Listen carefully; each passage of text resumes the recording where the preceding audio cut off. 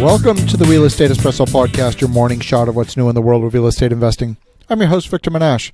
Welcome to the Monday show, but first I'd like to invite you to join me for 3 days of goal setting on the Mexican Riviera. Setting goals is one of the most important things you can do for yourself.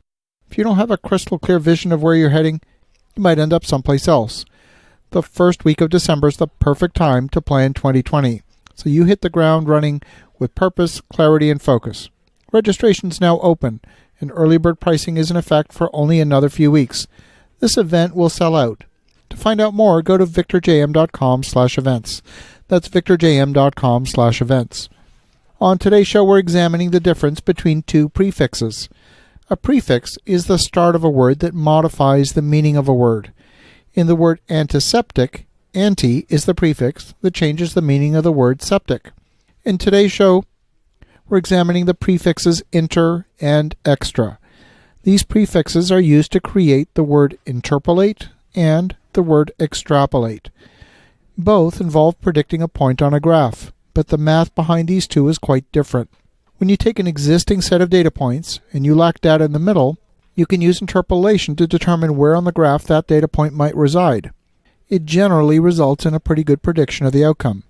For example, if you know what your profit was at, say, 5% vacancy and a 10% vacancy, and you now have 8% vacancy, you can predict with a high degree of accuracy what the property performance will be at 8% vacancy. You've got good data on either side of 8% with which to predict what the result will be at 8%. Mathematically, interpolating is pretty safe. Extrapolating, on the other hand, is fraught with risks. Take the example of social media giant Tumblr. At the peak, they had more users than Instagram and Pinterest. In 2013, they were sold to Yahoo for $1.1 billion. Now, they were just sold this past week to the owners of WordPress.com for less than the price of a modest home in Silicon Valley. The problem isn't that Tumblr is only worth a couple of $1 million today. Tumblr was inherently ill-suited to advertising, and today, Google and Facebook suck up 57% of all the digital ad spend. Back in 2013, social media advertising was not well understood, even though most financial analysts knew the path to revenue would be through advertising. Tumblr's billion-dollar-plus valuation was based on a forward-looking financial model of the kind of income it might be able to generate in the future. That meant the valuation was based on an extrapolation. It was based on another metric which didn't correlate directly to revenue.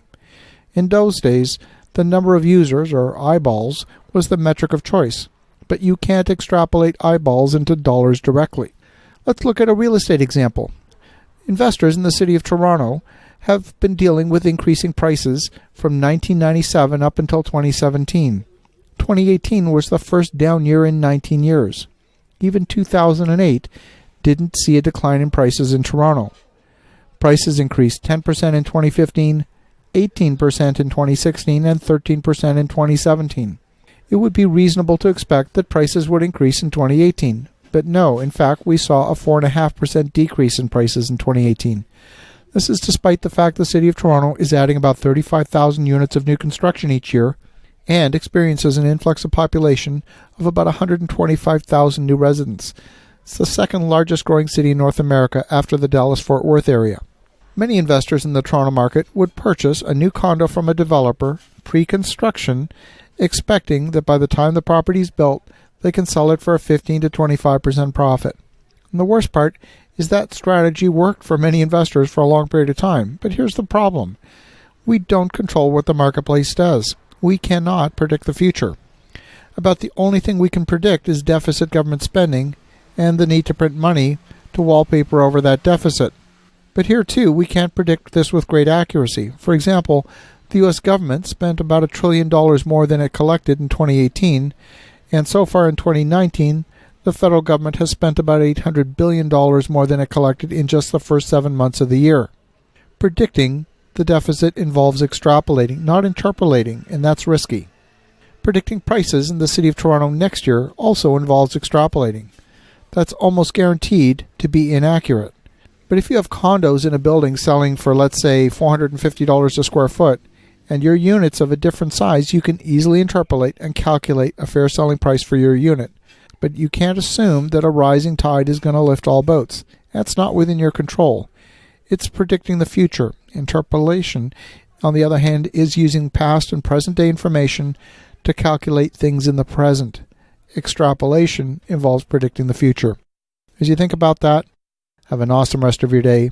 Go make some great things happen. I'll talk to you again tomorrow.